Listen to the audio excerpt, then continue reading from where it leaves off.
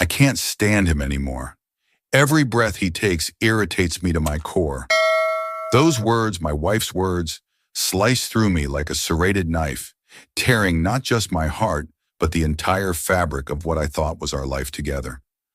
I'm Nathan Holloway, and until yesterday, I thought I knew what love was. I believed it was this steadfast thing, something you nurture and grow through effort and commitment. For 8 years, I had poured everything into my marriage with Vanessa. She was my compass, my safe harbor, her delicate features, those piercing hazel eyes that once looked at me with desire, and that infectious laugh that used to make me feel like the most important man alive. I had built my entire existence around her, convinced we were a team facing whatever life threw at us together. But all it took was one overheard conversation to obliterate that reality. That Tuesday evening seemed ordinary. I had come home from work later than usual, exhausted but looking forward to seeing Vanessa. Our apartment smelled like sandalwood and cinnamon from those expensive candles she always burned. I kicked off my shoes, loosened my necktie, and was about to call out to her when I heard her voice drifting from the living room. At first, I assumed she was talking to her sister on the phone, the casual, slightly exasperated tone she used during their frequent calls. Then I heard my name. "Nathan just doesn't get it," she said, her voice clearer now as I paused in the hallway. "I can't stand him anymore." I froze, my blood running cold in my veins. Every little thing he does annoys me. The way he breathes too loudly when he sleeps. How he chews with his mouth slightly open, even though I've pointed out 1,000 times. How predictable he is. Same routines, same jokes, same everything. I feel like I'm suffocating in a box of beige paint. The words hit me like physical blows. My heart pounded in my ears, nearly drowning out whatever was said next. I wanted to believe I'd misheard, that this was some sick joke or a misunderstanding. But there was no mistaking the raw frustration in her voice, the exhaustion that comes with a truth held back for too long. I should have stormed into the room, confronted her, then and there. Instead, I stood frozen in the hallway shadow, gripping the doorframe so hard my knuckles turned white, as if it could somehow keep me from falling apart. Then her voice lowered, and what she said next shattered what remained of my world. "I haven't loved him in years, Jess. I don't know how to leave. He's comfortable, reliable, but I don't want reliable anymore. I want to feel alive again." My chest constricted so tightly I forgot how to breathe. The love of my life, the woman I had devoted nearly a decade to, saw me as nothing more than a burden, a cage she was desperate to escape. I don't know how long I stood there, drowning in the weight of those words. Part of me wanted to burst into the room and demand answers, make her see the pain she had just inflicted without even realizing I was there. Another part of me wanted to disappear, to erase the last 8 years and pretend I had never heard any of it. But what I did next surprised even me. I turned around, walked to our bedroom and grabbed a duffel bag from the closet. My hands trembled as I stuffed clothes inside, enough for a few days, maybe a week. My mind was blank, my body moving on autopilot. As I zipped up the bag, I caught a glimpse of our wedding photo on the dresser. Vanessa was radiant, her arms wrapped around me, her eyes seemingly full of love and promise. I stared at that photo, feeling like the world's biggest fool. Had it all been a lie? Had she been waiting for an excuse to leave this entire time? I clenched my jaw and tore my gaze away, walking back down the hallway. I heard her laugh at something, a light, careless sound, as if she hadn't just ripped my heart out of my chest and stomped on it with her designer boots. I stood there for a second, gripping the duffel bag before stepping into the living room. She was sitting on our gray sectional, phone pressed to her ear, smiling. That smile died the instant she saw me standing there, bag in hand. "Nathan?" She blinked, confusion flickering across her face. "What are you doing?" I didn't answer right away. I let the silence stretch, watching as she shifted uncomfortably under my gaze. I wanted to see it. That moment when she realized I had heard everything, when the wall she had carefully built around her double life came crumbling down. And then I said the only thing that felt right in that moment. "I hope you find what you're looking for, Vanessa." Her lips parted slightly, but no words came out. I didn't wait for her to speak. I turned on my heel, walked to the front door, and left. I didn't know where I was going. I didn't know what came next. All I knew was that I was done being someone's comfortable option. The cool night air hit me as I stepped outside, but I barely felt it. My mind was a blur, my heartbeat pounding in my ears. I didn't have a destination in mind, only that I needed to go. I climbed into my car, gripping the steering wheel so tightly my knuckles turned white. A deep, shaky breath left my lips, but it did nothing to steady me. Vanessa's words replayed over and over in my mind like a cruel echo that wouldn't fade. I haven't loved him in years. I don't know how to leave. I should have been angry, furious, but all I felt was an unbearable hollowness, the kind of emptiness that settles deep in your bones, making you question everything you thought you knew. 8 years gone. I had spent 8 years of my life loving a woman who saw me as nothing more than a convenient placeholder. The worst part, I hadn't seen it coming, not once. I stared at the road ahead, my vision blurring. I couldn't go to a friend's house. Most of our friends were mutual, and the last thing I wanted was to explain why I was showing up at their doorstep in the middle of the night with a duffel bag. My parents lived states away, and a hotel. That would only make this more real. I wasn't ready for that yet. So I drove. The roads were empty, streetlights casting long, ghostly shadows over the pavement. My hands tightened around the wheel as I replayed every moment in my marriage, looking for the cracks I had been too blind to see. The way Vanessa had slowly stopped reaching for my hand, the way she sighed when I talked about my day, the way she had started spending more time on her phone, smiling at texts I wasn't privy to. Had she been waiting for me to leave all along? I pulled into an empty parking lot near the harbor, my chest heaving with the weight of my thoughts. The waves crashed against the shore in the distance, steady and rhythmic, an unsettling contrast to the chaos inside me. I turned off the engine, resting my forehead against the steering wheel. For the first time since hearing those words, I let myself feel it. The betrayal, the heartbreak, the humiliation of knowing my wife had been pretending for years. I clenched my jaw, swallowing the lump in my throat. I wanted to believe that this was salvageable, that maybe this was just some fleeting frustration on her part. But those words weren't spoken in anger. They were spoken in truth.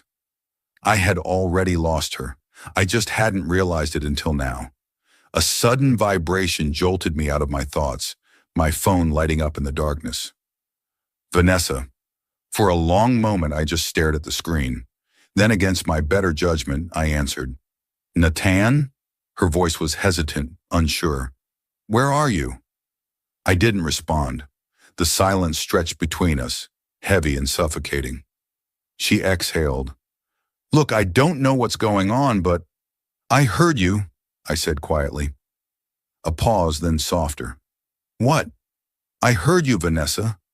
My voice was steady despite the storm raging inside me. I heard everything. The silence on the other end was deafening. She hesitated. Nathan, I didn't mean, don't lie to me. Her breath hitched. Another silence. Then finally she said, Where are you? I could have told her. I could have given her the chance to fix this, to spin some excuse or beg for forgiveness. But I didn't want to hear it. So I hung up, and for the first time in years, I let myself accept the truth. I had spent almost a decade loving a woman who didn't love me back, and I wasn't going to waste another second of my life doing it. I didn't sleep that night. After hanging up on Vanessa, I just sat in my car, staring out at the dark ocean, stretching endlessly in front of me. The waves crashed against the shore, steady and relentless, oblivious to the storm inside me. My hands were still gripping the steering wheel, my knuckles white, my body rigid, like I was bracing for impact, even though the wreckage had already happened. At some point, I checked my phone again. 7 missed calls, 3 texts. The first was short. Vanessa, where are you? The second was more desperate. Vanessa, Nathan, come home. We need to talk. The third one made my stomach turn. Vanessa, you're being dramatic. Let's just be adults about this. Dramatic? Dramatic? I let out a bitter laugh, shaking my head. I had just overheard my wife say she couldn't stand me, that she hadn't loved me in years and I was the one being dramatic. She had reduced our entire marriage to something inconvenient, something she was trapped in, and now she wanted to talk like it was some casual misunderstanding. I threw my phone onto the passenger seat and rubbed my hands over my face. The exhaustion was creeping in, but there was no way I could sleep. My body was running on adrenaline and heartbreak, my mind replaying every little moment I had ignored, every warning sign I had chosen not to see. I had been so blind. And yet, despite everything, I felt this strange, numb calm, like the worst had already happened, and now there was nothing left to do but accept it. As the first hints of morning light crept over the horizon, I finally started my car again. I couldn't sit here forever. I didn't know what my next move was, but I knew one thing. I wasn't going home. Instead, I drove. I didn't have a destination in mind. I just let the road stretch out before me, the miles putting distance between me and the life I no longer recognized. I passed through empty streets, the world slowly waking up around me, completely unaware that mine had just collapsed. It wasn't until my stomach started growling, reminding me that I hadn't eaten in hours, that I pulled into the parking lot of a small diner on the outskirts of town. It was the kind of place I wouldn't normally stop at, faded neon sign flickering, parking lot half empty, the smell of grease and coffee wafting from inside. But right now I just needed somewhere to sit, somewhere to breathe. I walked in and took a seat at the counter, my body heavy with exhaustion.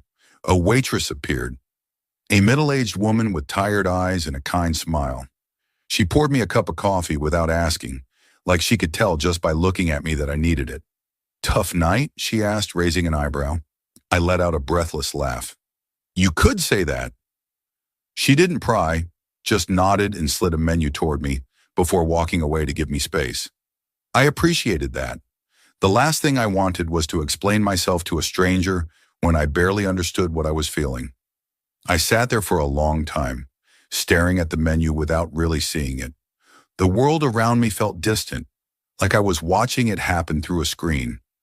The chatter of the other customers, the clinking of silverware, the hum of an old radio playing a song I didn't recognize.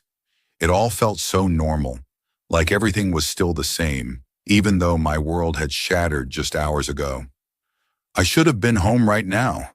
I should have been waking up next to Vanessa, making coffee, starting another ordinary day. But instead, I was here, sitting in a rundown diner, trying to figure out how to piece my life back together when I didn't even know where to start. Then my phone buzzed again. Another text. "Vanessa. Nathan, please. At least let me explain." Explain what? That she had been pretending for years? That every time she told me she loved me, it was a lie? That she had been waiting for the right moment to leave, but hadn't mustered up the courage, so she let me keep loving her like a fool? I gritted my teeth and shoved my phone back into my pocket. I wasn't ready to hear her excuses. Not yet. Maybe not ever. For the first time in years, I had to think about me, what I wanted, what I needed, and I had no idea where to start. I sat in that diner for what felt like hours, my coffee growing cold, my thoughts circling the drain. The weight of last night pressed against my chest, but the numbness was creeping in, dulling the sharp edges of my heartbreak. I should have been falling apart, but instead I just felt empty. At some point, the waitress came back. She didn't ask if I was ready to order. She just studied me for a moment before refilling my cup. "You look like someone who needs a hot meal," she said. "Pancakes or eggs?" I blinked at her. Pancakes." She nodded, scribbled something on her notepad, and walked away. I didn't even have the energy to argue. I just sat there, staring at my reflection in the window. My hair was a mess, my shirt wrinkled from sitting in the car all night, my eyes hollow. I barely recognized myself. The door chimed behind me as someone new walked in, but I didn't turn to look. I kept my eyes on the window, watching the sun creep higher into the sky. Then I heard a voice I recognized. Nathan! My stomach dropped. I turned slowly, already bracing myself, and there she was, Vanessa. She stood near the entrance, her arms crossed tightly over her chest, her hair a little messy like she had rushed out of the house, her expression unreadable, somewhere between frustration and desperation. For a second, neither of us spoke. The diner felt suddenly too quiet, like the entire place was holding its breath, waiting to see what would happen next. I exhaled slowly, gripping my coffee cup a little tighter. How did you find me? She took a hesitant step forward. You always drive when you're upset. I figured you'd end up somewhere quiet. She glanced around, her lips pressing together. Didn't expect a diner, though. I didn't say anything. She sighed, shifting her weight like she was trying to decide how to start. You disappeared, Nathan. I woke up and you were just gone. I didn't disappear, I said evenly. I walked away. She flinched. Good. I gestured to the empty seat across from me. Since you're here, go ahead. Explain. She hesitated, like she hadn't expected me to actually listen. But after a moment, she sat down, folding her hands on the table. She looked nervous. That was new. I didn't mean for you to hear that, she admitted. I was just venting. I scoffed. Venting? Yes. She leaned forward slightly. Nathan, every couple has rough patches. Sometimes we say things we don't mean in the moment. I tilted my head. How long has our rough patch been going on? Her lips parted, but she hesitated. I nodded, the answer already clear. You said you haven't loved me in years, Vanessa. That's not a rough patch. That's not something you say in frustration. That's the truth. Her eyes darted away, guilt flashing across her face. I swallowed, the numbness in my chest cracking just a little. All this time, you've just been waiting for what? For me to leave first? For a reason to run? No, she said quickly. I wasn't waiting. She rubbed her temples, exhaling sharply. Didn't know how to bring it up? No. Didn't know how to bring up the fact that you don't love me anymore? My voice was quiet, but there was steel beneath it. So instead, you let me keep trying. You let me believe. She winced. I didn't mean for it to be like this. I let out a humorless laugh. But it is. The waitress arrived then, setting a plate of pancakes in front of me, her eyes flickering to Vanessa for half a second before walking away without a word. The tension was suffocating. Vanessa watched me pick up my fork, her hands tightening into fists. So what now? I didn't answer right away. I took a slow bite of my food, letting the silence stretch. When I finally spoke, my voice was calm. I don't know yet, I admitted, but I'm not going to be your comfortable option anymore. Her face paled. For the first time since hearing those words, I finally felt like I had control again. Vanessa sat across from me, her face unreadable. But I knew her too well. She was nervous. She was scrambling. This wasn't how she had expected things to go. Maybe she thought I'd break down, beg for an explanation, fight to fix what was already broken beyond repair. But I wasn't playing into that. I wasn't going to be the man who begged to be loved. She opened her mouth like she wanted to say something, but then she hesitated. Instead, she reached for a sugar packet on the table, fidgeting with it, avoiding my gaze. I watched her carefully. After 8 years of marriage, I had learned to read the small things, the way she bit her lip when she was lying, the way her fingers tapped when she was holding back. I used to love those little quirks. Now I hated how well I still knew her. She finally sighed, her shoulders slumping. I'm not proud of what I said, she admitted, but you have to understand, I wasn't trying to hurt you. I took another slow bite of my food, barely tasting it. What were you trying to do? She frowned, shifting in her seat. I don't know. I guess I felt stuck.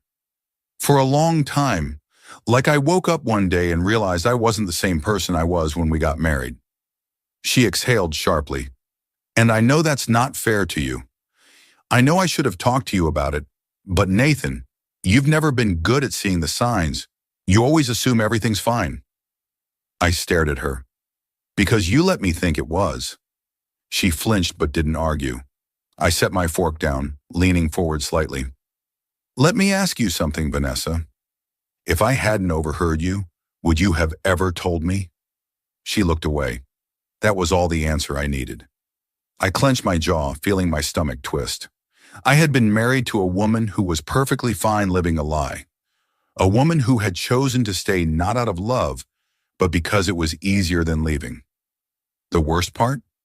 I still didn't know if she would have ever left on her own, or if she would have just stayed miserable, resenting me until we were both too old to change anything.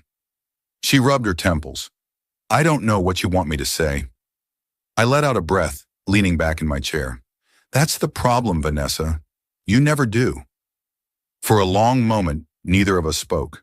The sounds of the diner hummed around us, the clinking of dishes, the low murmur of conversation, the old jukebox crackling in the background. Then she did something that caught me off guard. She reached across the table and placed her hand over mine. It was instinct to look at her then, and for the first time since this conversation started, I saw something raw in her expression.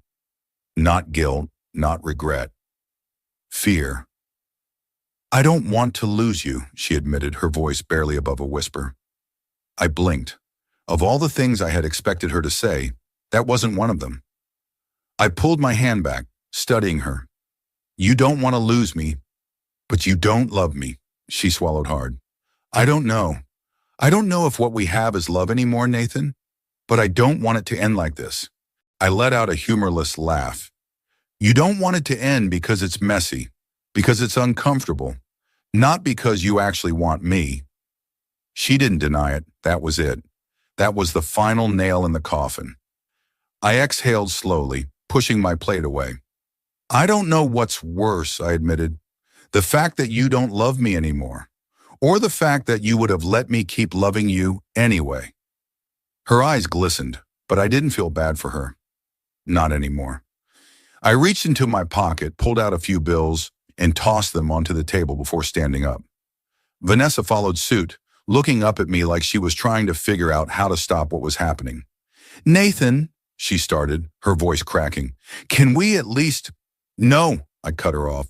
We can't. She inhaled sharply, but I didn't stay to see her reaction.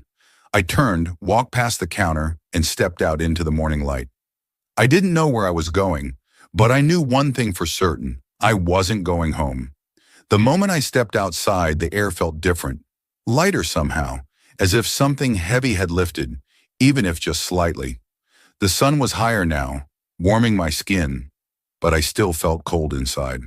I walked to my car, gripping the door handle, but I didn't get in. Not yet. Instead, I just stood there, staring at my reflection in the window. I barely recognized the man looking back at me. Tired eyes, stubble along my jaw that I hadn't bothered to shave, shoulders hunched like I was carrying something too heavy to bear. Was this what 8 years with Vanessa had turned me into? Someone so used to being overlooked that I didn't even notice when I was being tolerated instead of loved? I clenched my jaw, forcing the thought away. I couldn't go down that road. Not now. A sudden noise behind me made me tense. Footsteps, then her voice. Nathan, please don't walk away. I shut my eyes for a second before turning around. Vanessa stood just outside the diner, her arms crossed tightly, her expression somewhere between panic and frustration. I don't understand, she said, shaking her head. Why are you making this so final? We can talk about this. We can figure it out. Figure what out? My voice was quiet, but it had weight to it. How to pretend for another 5 years? How to make it easier for you to stay miserable? She flinched, her throat bobbing as she swallowed. I never wanted to hurt you, she whispered. But you did. I exhaled sharply, running a hand through my hair. You think this is just about what you said last night, Vanessa?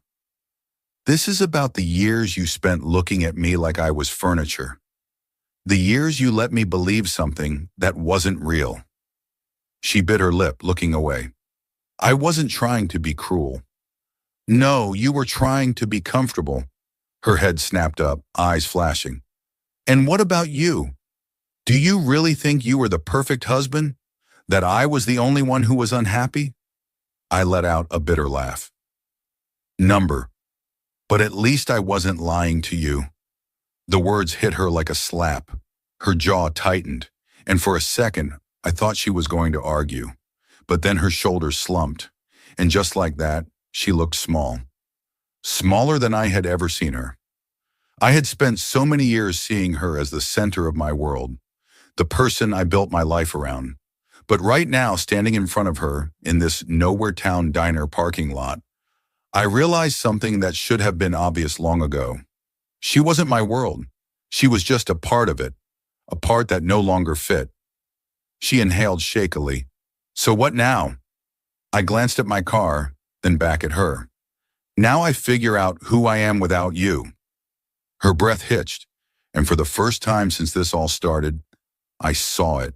The realization sinking in that I wasn't waiting for her to fix this, that I wasn't going to let her decide what happened next, that I was done. I didn't wait for a response. I just turned, opened the door, and slid into the driver's seat.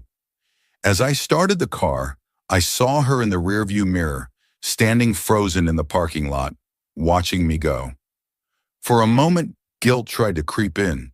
For a moment, I almost let it. But then I pressed my foot on the gas, and I didn't look back. I drove without a destination, just mile after mile of open road, the hum of the engine filling the silence where Vanessa's voice used to be. The world blurred past me, towns and highways, trees bending in the wind. I wasn't running away, but I wasn't ready to stop either. The weight of everything settled deeper into my chest the farther I went. It wasn't just the heartbreak. It was the years of being blind, of convincing myself that love was enough, that effort and devotion could make up for the absence of passion, for the lack of truth. I had lived in a fantasy, and now that it had crumbled, I didn't know who I was outside of it. Somewhere along the drive, I pulled into a gas station on the edge of a small town. It was the kind of place that felt stuck in time.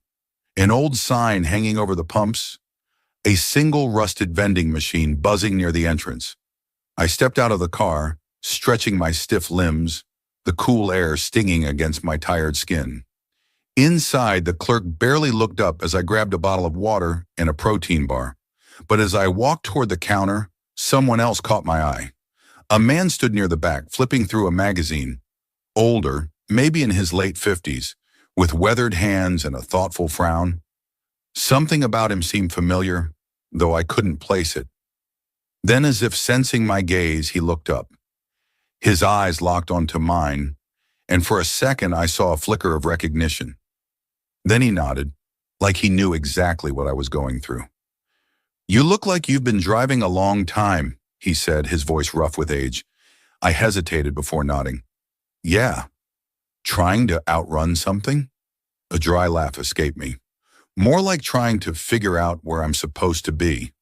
He set the magazine down and leaned on the counter. "That's the thing about leaving," he said. "You don't always know where you're going, but sometimes that's the best part." His words settled over me, heavier than I expected. I paid for my things and stepped back outside, the man's voice still echoing in my head. I hadn't thought about it that way. I had been so focused on what I had lost that I hadn't even considered what I might gain.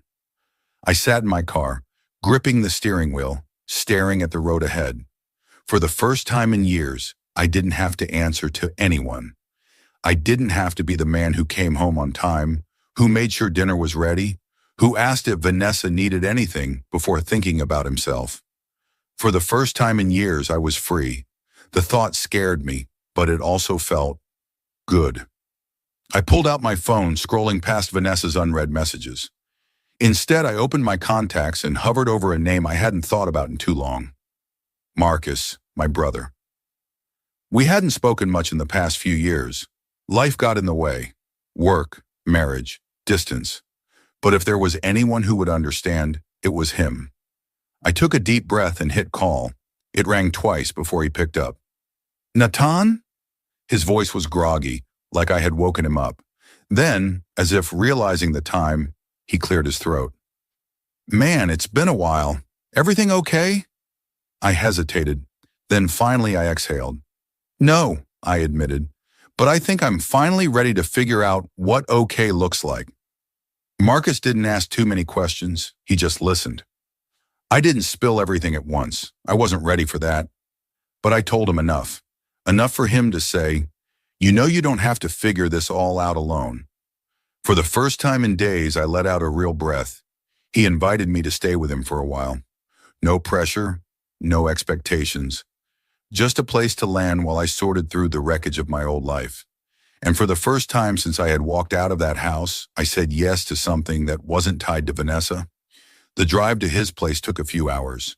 The entire way I kept expecting my phone to ring again. Another desperate attempt from her to reel me back in. But it never did. Maybe she had finally understood that I wasn't coming home. By the time I reached Marcus's house, the sun was dipping below the horizon. He was waiting outside, leaning against his truck, arms crossed, like he had been there a while. When I stepped out of the car, he didn't say anything at first, just looked me over, taking in the exhaustion I knew was written all over my face. Then he nodded. Good to see you, man.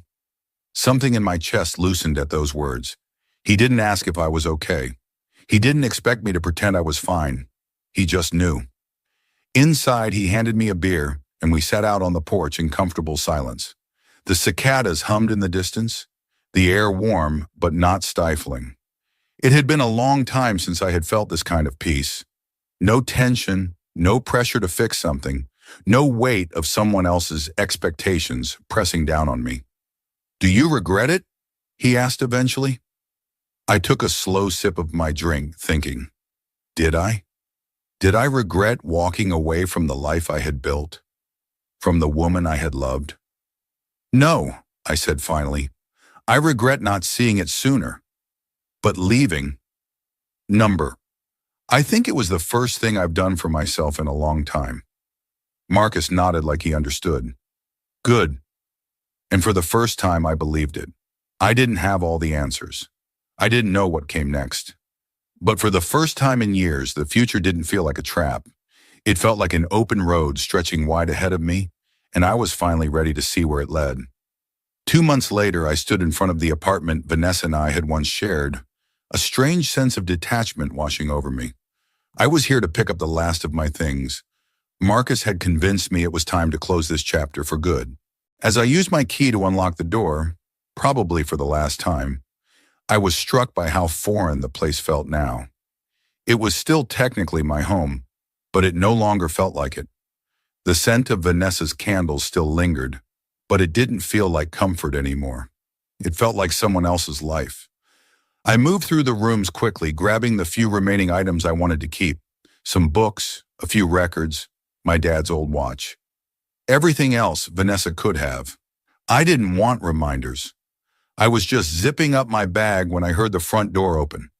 I stiffened, already knowing who it was. Natan? Vanessa's voice called out. Your car's outside. I didn't expect. She stopped when she saw me standing in the bedroom. She looked different. Her hair was shorter, styled in a way I'd never seen before. She was wearing clothes I didn't recognize. It had been only 2 months, but she already looked like a stranger. I just came to get the last of my stuff, I said, my voice surprisingly steady. She nodded, crossing her arms over her chest. I thought you might have sent Marcus. He offered, but I needed to do this myself. An awkward silence stretched between us. Once I would have rushed to fill it, desperate to ease any tension. Now I just let it be. I filed the divorce papers, I said finally. My lawyer should have sent them to you by now. She swallowed, nodding again. I got them. Good. I zipped up my bag and slung it over my shoulder. As I moved to walk past her, she reached out, her fingers grazing my arm. Nathan, wait. Her voice was soft, almost pleading. I've been thinking a lot about what happened, about what I said. I was wrong. I paused, looking at her. Really looking at her. Once those words would have been enough. Once I would have dropped everything to try again. It doesn't matter if you were wrong, I said quietly. What matters is that it was true. Her eyes glistened. But what if I don't want it to be true anymore? What if I realized what I lost? I studied her face, the face I had once memorized, the face I had loved more than my own, and I felt nothing. No pain, no longing, no regret. Then I'm sorry, I said, and I meant it. But I'm not the same person I was 2 months ago. I'm not the man who would wait for you to decide if you wanted me. I've finally found my own path, Vanessa. And it doesn't lead back here. A tear slipped down her cheek. So this is really it? I nodded. This is really it. As I walked past her, out of the bedroom that was no longer ours, out of the apartment that was no longer home, I didn't feel the crushing weight I had expected. Instead, I felt lighter with each step. Outside, the sun was shining, the sky a brilliant blue. I took a deep breath, filling my lungs with the crisp air, and for the first time in a long while, I felt something I had almost forgotten. Hope. I climbed into my car, tossed my bag onto the passenger seat, and started the engine. As I pulled away from the curb, I caught a glimpse of Vanessa in the rearview mirror, standing at the window, watching me go. But this time, I didn't feel guilty. This time, I didn't look back.